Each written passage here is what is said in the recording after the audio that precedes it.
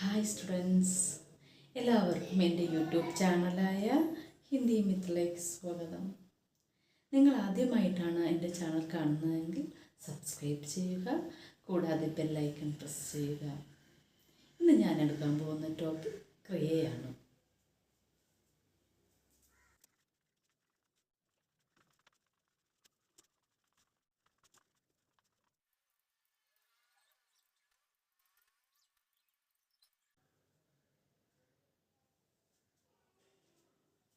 നോക്കൂ, എന്താണ് ക്രിയ?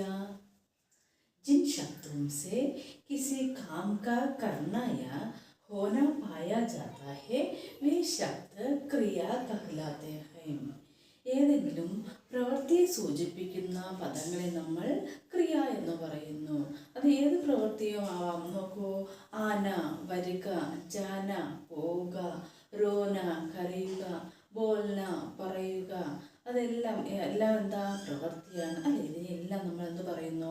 ക്രിയ എന്ന് പറയുന്നു. ക്രിയ രണ്ട് തരത്തിലുണ്ട്, അകർമ്മ ക്രിയയും സകർമ്മക ക്രിയയും. ഇനി നമുക്ക് എന്താണ് സകർമ്മ ക്രിയ എന്ന് നോക്കാം.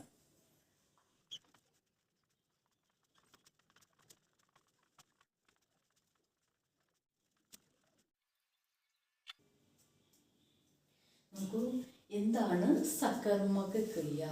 സകർമ്മ ക്രിയ എന്നാൽ കർമ്മമുള്ള ക്രിയകളെ നമ്മൾ സകർമ്മ ക്രിയകൾ എന്ന് പറയുന്നു. അല്ലെങ്കിൽ ആര് അല്ലെങ്കിൽ എന്തിനെ എന്ന് ചോദിച്ചു കഴിഞ്ഞാൽ ആൻസർ ഉണ്ടെങ്കിൽ അതിനെ നമുക്ക് സകർമ്മ ക്രിയ എന്ന് പറയാം. എക്സാമ്പിൾ നോക്കൂ, രാം പുസ്തക് പഠിത്താ ഹെ, രാമൻ പുസ്തകം പഠിക്കുന്നു അല്ലെ. രാം എന്ത് പ്രവൃത്തിയാണ് ചെയ്യുന്നത്? പഠിക്കുന്നു എന്ന പ്രവൃത്തിയാണ് രാം ഇവിടെ ചെയ്യുന്നത് അല്ലെ. രാം എന്ത് പഠിക്കുന്നു? പുസ്തകം പഠിക്കുന്നു അല്ലെ. രാം എന്ന് പറയുന്നത് എന്താണ്? വ്യക്തിവാചക സംഖ്യയാണ് അല്ലെ. പഠിത്താ ഹെ എന്ന് പറയുന്നത് എന്താണ്? ക്രിയ. പഠിത്താ ഹെ പഠിക്കുന്നു എന്ന പ്രവൃത്തിയാണ് ഇവിടെ രാം ചെയ്യുന്നത് അല്ലെ. രാം എന്ത് പഠിക്കുന്നു എന്ന് ചോദിച്ചാൽ ഇവിടെ ആൻസർ ഉണ്ട്. എന്ത് പഠിക്കുന്നു? പുസ്തകം പഠിക്കുന്നു അല്ലെ. അപ്പൊ അതാണെന്ത്? കർമ്മ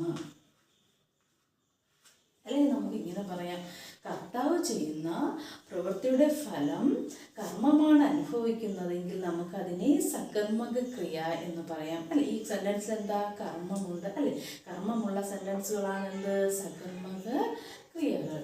അടുത്ത നോക്കൂ, സീത റൊട്ടി ഖാത്തി ഹെ, സീത റൊട്ടി കഴിക്കുന്നു അല്ലെ. സീത എന്ന് പറയുന്നത് എന്താണ്? വ്യക്തിവാചക സംഖ്യയ്ക്ക് എക്സാമ്പിളാണ്. സീത എന്ത് പ്രവൃത്തിയാണ് ഇവിടെ ചെയ്യുന്നത്? ഖാത്തി ഹെ അല്ലെ, കഴിക്കുന്നു അല്ലെ. സീത കഴിക്കുന്നു. സീത എന്ത് കഴിക്കുന്നു എന്ന് ചോദിച്ചാൽ ഇവിടെ ആൻസർ ഉണ്ട്. എന്ത് കഴിക്കുന്നു? റൊട്ടി കഴിക്കുന്നു അല്ലെ. റൊട്ടിയാണ് ഇവിടെ കർമ്മ. അപ്പൊ സീത ചെയ്യുന്ന പ്രവൃത്തിയുടെ ഫലം ആരാണോ അനുഭവിക്കുന്നത് അതിനെയാണ് നമ്മൾ കർമ്മ എന്ന് പറയുന്നത്. വേറെ സകർമ്മ ക്രിയകൾ നോക്കൂ, ഖാന കഴിക്കുക, പീന കുടിക്കുക, പഠന പഠിക്കുക, ലിഖ്ന എഴുതുക, സുന്ന കേൾക്കുക, ദേഖ്ന കാണുക, കർണ ചെയ്യുക, ഖരീദിന വാങ്ങിക്കുക. ഇതെല്ലാം സകർമ്മ ക്രിയകൾക്ക് എക്സാമ്പിളുകളാണ്. അടുത്തത് ഇനി നമുക്ക് എന്താണ് അകർമ്മ ക്രിയ എന്ന് നോക്കാം.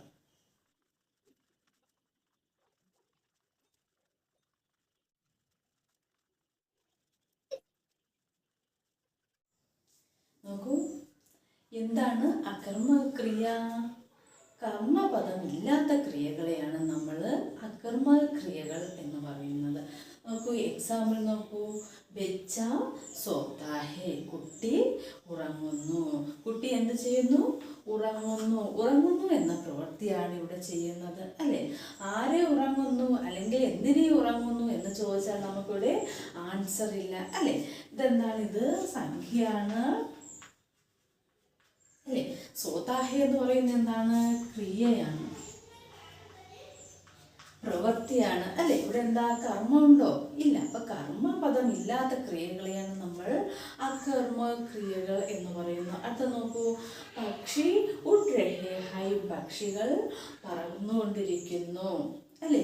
അപ്പോൾ ഇവിടെ നോക്കൂ, പക്ഷി പക്ഷി എന്ത് പ്രവൃത്തിയാണ് ചെയ്യുന്നത്? പറക്കുന്നു എന്ന പ്രവൃത്തിയാണ് ചെയ്യുന്നത്. ഉഡ്രഹേഹയും അല്ലെ? ഇവിടെ എന്താ കർമ്മമുണ്ടോ? ഇല്ല. അപ്പോൾ കർമ്മമില്ലാത്ത ക്രിയകളെയാണ് നമ്മൾ സകർമ്മക ക്രിയകൾ എന്ന് പറയുന്നത്. അകർമ്മ ക്രിയകൾക്ക് കുറച്ച് എക്സാമ്പിൾ നോക്കൂ. ആന വരിക, ജാന പോവുക, വൈഠിന ഇരിക്കുക, ചലന നടക്കുക, ഉഠിന എഴുന്നേൽക്കുക, രോന കരയുക, സോന ഉറങ്ങുക. ഇതെല്ലാം എന്താണ്? അകർമ്മക ക്രിയകൾക്ക് എക്സാമ്പിളുകളാണ്. മനസ്സിലായോ? ഇന്നത്തെ ക്ലാസ് നിങ്ങൾക്ക് എല്ലാവർക്കും മനസ്സിലായി കാണുമെന്ന് വിശ്വസിക്കുന്നു. നിങ്ങൾക്ക് ഇന്നത്തെ ക്ലാസ് ഇഷ്ടപ്പെട്ടെങ്കിൽ ലൈക്ക് ചെയ്യുക, കൂടാതെ സബ്സ്ക്രൈബ് ചെയ്യുക. Thank you.